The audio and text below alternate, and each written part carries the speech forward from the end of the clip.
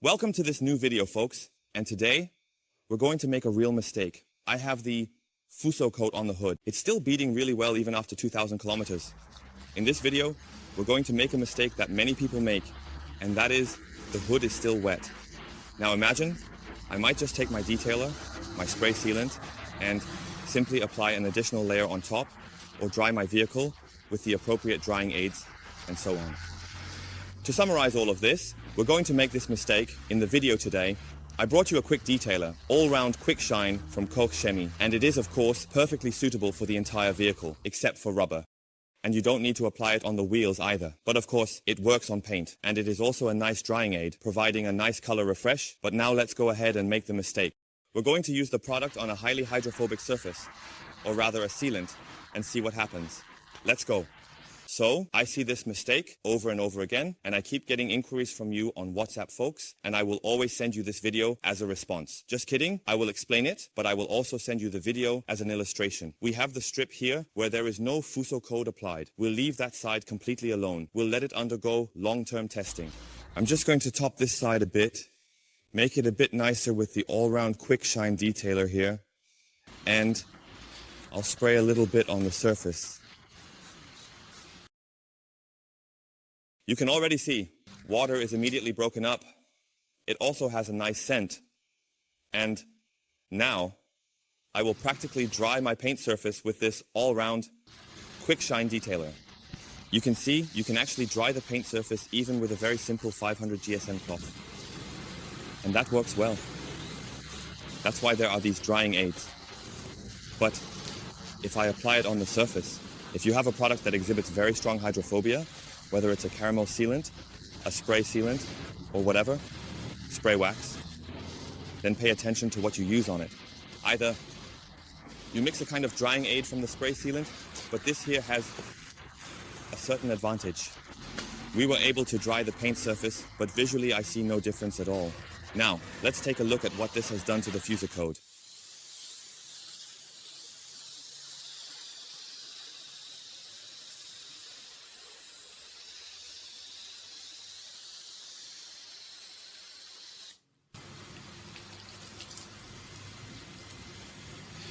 And you can already see here how long these streaks stretch, and there are residual droplets left on the surface everywhere. The Fusso coat is not destroyed yet, but you can clearly see from the droplets how elongated they are becoming. And here the first droplets remain, stay put, and are struggling. That means if you have applied a strong hydrophobic protection to your paint surface and then go over it here, you are practically ruining its performance.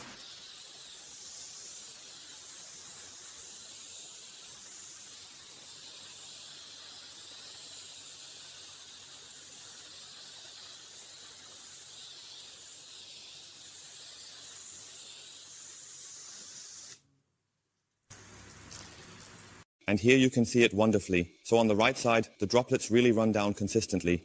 There are no residues left on the streaks. And here we simply have an additional layer on top, which naturally weakens the water behavior a bit. What? We can just see that here. Notice how long these streaks have been drawn out.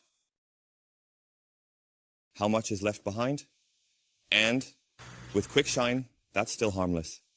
I want to expand the test a bit for you. I brought something else that usually disappears completely in my product categories. But I brought the Bead Maker from P&S.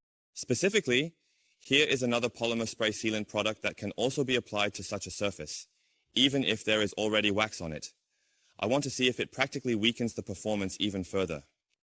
Because I think, in terms of water behavior, it's not good either when you look at the picture here, or I believe they captured that at the wrong moment, because this is not great water behavior for me. But it says on it, highly hydrophobic, extremely easy to use.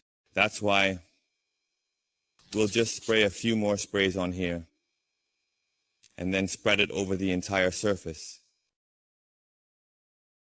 You should really let it dry for 8 hours. I will really give it the time. And then we'll see each other again after the ventilation time, or curing time. So, then just polish the whole thing with a fresh side of the cloth.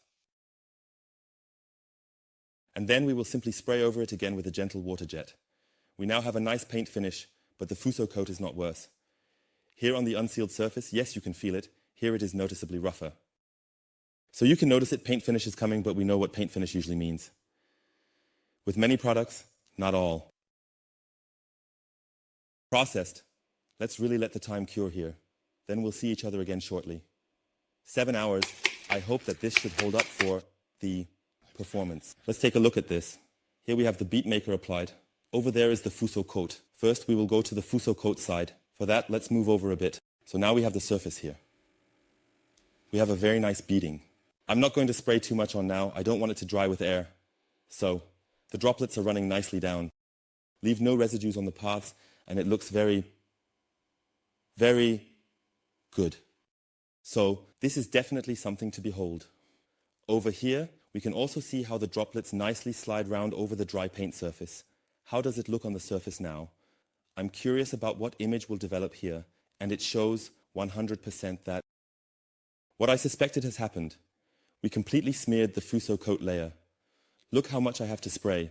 Just look at the runoff path and how angular the droplets are. There is still a certain condition present. You can also see a nice transition here to the unsealed surface, a nice stripe. So I believe this can be clearly recognized. And over here we have the pure Fusso coat area again. So here unsealed, and if we go over this now, it beads better. You can see it nicely again now.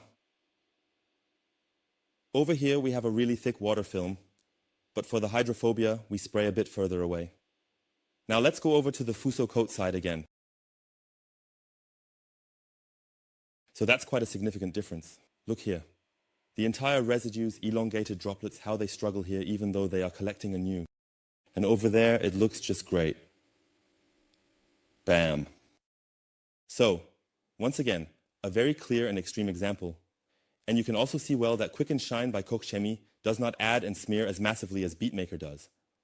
So here, in general, I think Beadmaker is completely out. We had already shown this to you in a separate test ages ago, but this is a typical example. I have a wax on, and now we are putting a spray sealant on as additional protection. Guys, you are ruining everything. Keep your fingers away from product A and B from this theory that you can add any additional protection here because this looks really, really bad. It should not look like this. It's an insult to the Fusso coat. If we look at it in detail, it should look like this. This is how we want it.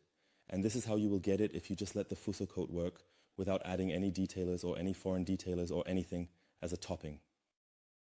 Let the waxes work as they are first. I just wanted to pass this on to you with the video.